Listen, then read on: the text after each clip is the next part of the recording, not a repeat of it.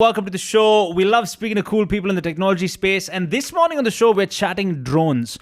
Why? Because India has officially got its first center for research on drone tech in IIT Guwahati. This has happened very recently. And it's a proud moment because, you have, a lot of dignitaries inaugurating the Skill Development Center for Drone and UAV operations and maintenance. And more than that, like I said, this is in Guwahati. But also, on a side note, India and Israel have linked up to develop next generation drones and robotics. There is so much of, let's just say, things that are happening with drones in India. And even if you look at the bilateral innovation agreement, which was firmed up between Defense Research and Development Organization, the DRDO, and the Israeli Directorate of Defense Research and Development, the DDR&D, the future of drones in India and for India looks very promising, because this current pact that I told you, it's going to provide for promoting innovation as well as research and development in startups and MSMEs to develop dual use technologies. Now, what's exciting is the person I'm speaking with this morning has been dabbling with drones for quite a while.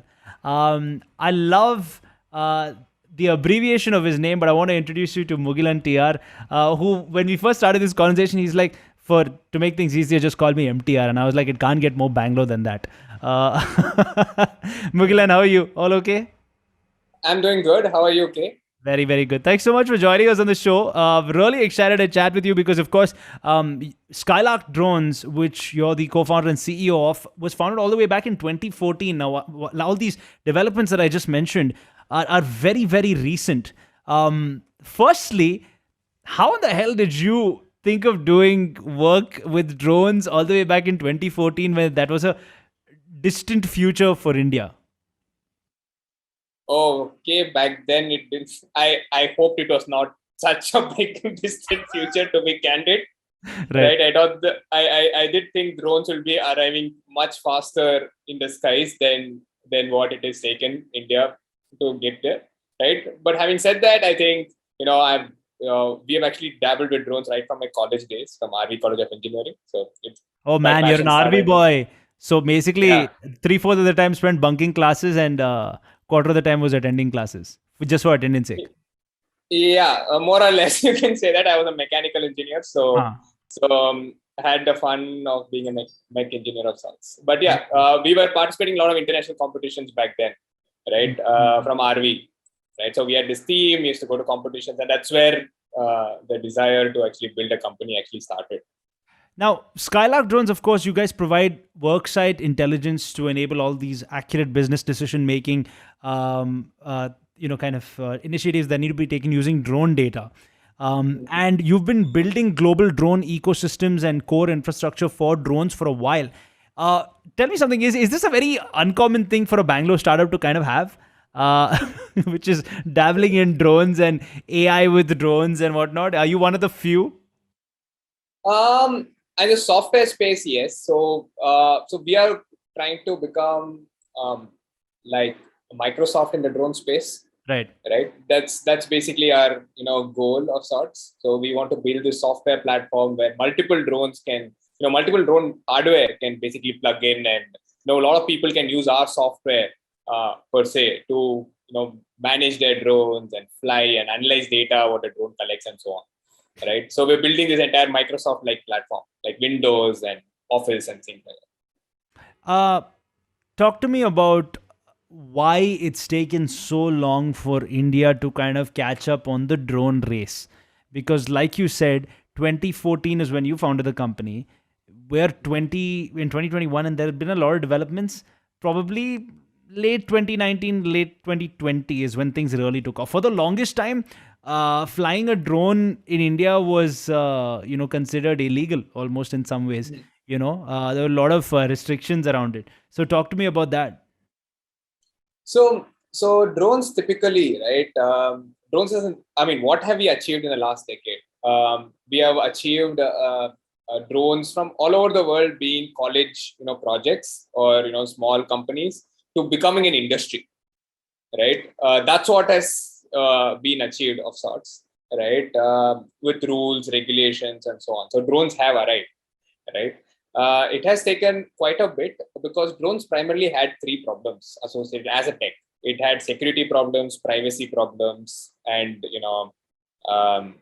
whatever, right? Safety problems. Drones, you don't want drones falling on your head, Sure. right?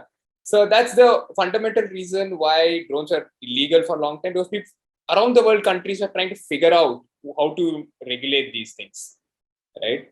And it has taken quite a while. India basically came up with Digital Sky, and that policy took some while to implement, right? I think that's the fundamental reason why it has taken so long. Interesting. And with everything that has happened so far, I mean, talk to me about drone policies and where we are right now with drone policies that are being carried out in India. So I think drone policy itself was forward-looking even when it was 2018 time. Okay. Now it's even more liberalized.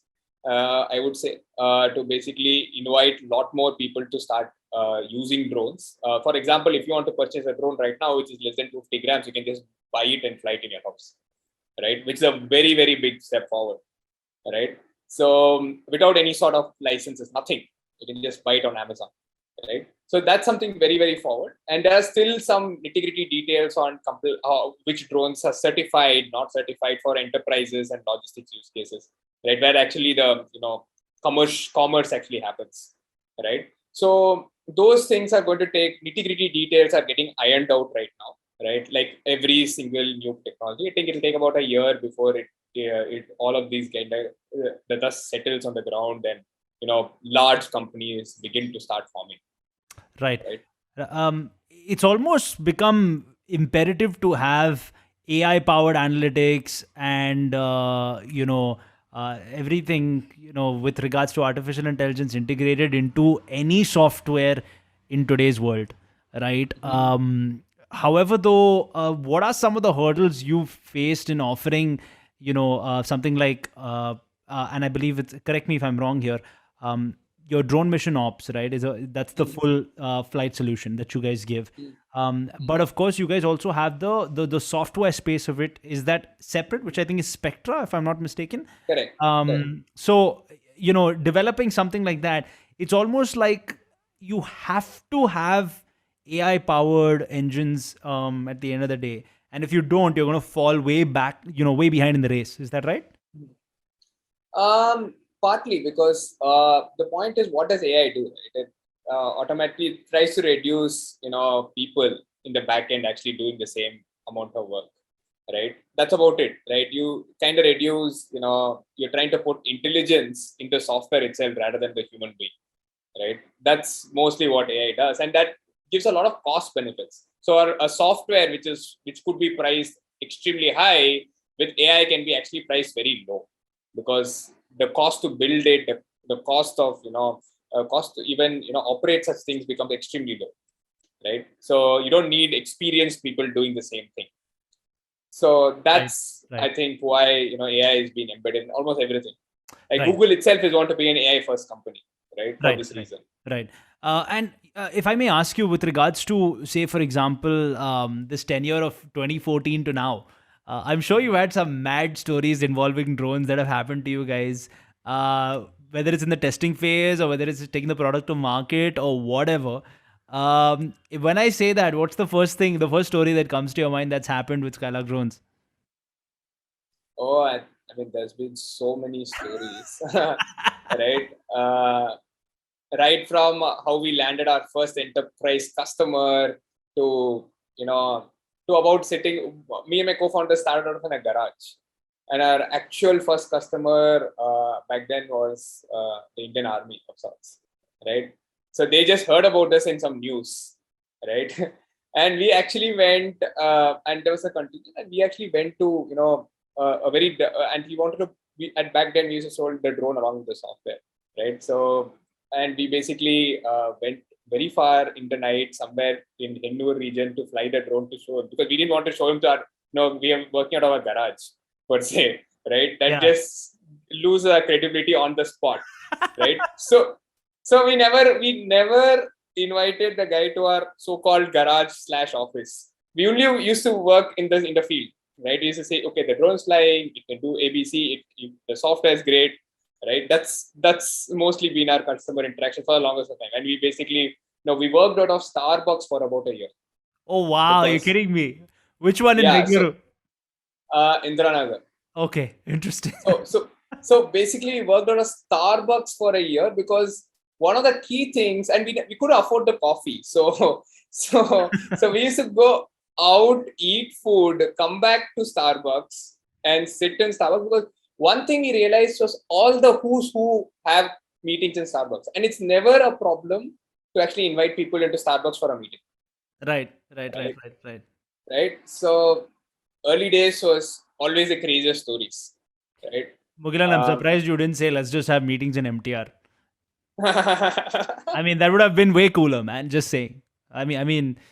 Come meet MTR at MTR. Would be great. can still do that, by the Yeah, way. you can still do that. Why not, right? Who knows? Future Yeah. meetings will be at MTR. But man, okay. So getting back to the meat of the matter, which is coming up with this idea, and I feel the applications are really, really endless when it comes to drones in India. Where do you see this going, Mughilan, in the next 5 to 10 years? Applications we're already seeing, in terms of, say, for example, maybe your parcels that you order online get delivered to you, Mhm. maybe natural disasters and helping with that.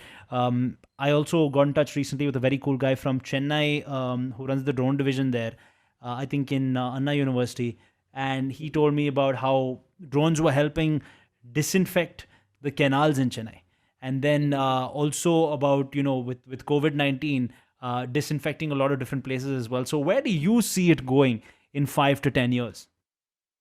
No, I think drones will be like another device in people's lives, right? Like you mentioned, application are endless, right? So unlike mobile phones, actually started the journey from consumer to mobile phones were consumer device, right? Drones actually start from military.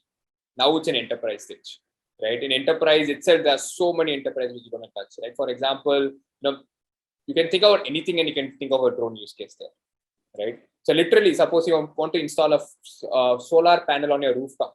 Today it's done by inch tapes. They go on and measure your rooftop via inch tapes. Imagine a world where the guy who's going to come to actually see whether you can install solar panel on the roof, is he going to fly a drone, inspect your roof, and say that okay, I can put this much solar potentials on your roof. Can I install it now? Right? So anything at all, right? You can think about anything in the world and think about whether drones can potentially be used there, right? And let's be honest, that also has to happen on a policy level as well, right? It can't be just you know privately we use these technologies, but without the policy, it's nothing. Am I right in saying that? Yeah, it is because right now the policy is supportive of flying drones without any sort of permission. Practical Operations of drones applications. are, Yeah. yeah, is as simplified a lot, but there's still a long way to go, right? In terms of getting as many drones into the market of India, right? Certifying as many people, getting import ready, right? And things around digital sky, making a UPI moment, right? Have as many softwares on digital sky, for example, Right. right? Right. So those are wide variety of applications that are possible where the policy comes into place.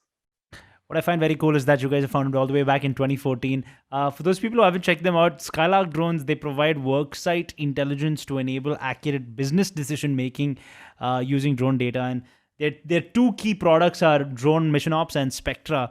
Mugilan, it's been ultra cool chatting with you. I'll be honest in saying that we barely scratched the surface of everything that is to come for drones in India. But before I let you go, I would love to get your little message to that young college kid out there who's dabbling with drones for winning the first prize in an upcoming competition. What would you say to that person, or in other words, what would you say to yourself 10 years ago? Wow. Okay. So I think keep going, right? Don't give up, right? Tech problems are hard to get solved, but I think those don't. So for us to get to whatever we were, it took us 5 years in just college to keep building our skills, right? For us to get the first NASA Systems Award, right? It took 5 years of just building, failing, building. It's don't be afraid to fail and never give up, right? And eventually, you will definitely succeed, right? Fantastic. Fantastic. I think that's great advice. Mughilan, thanks so much. This has been really, really cool. Wishing you and everybody at Skylark Drones all the very, very best. And thanks for taking out the time, man. Appreciate it. 94.3 Radio 1.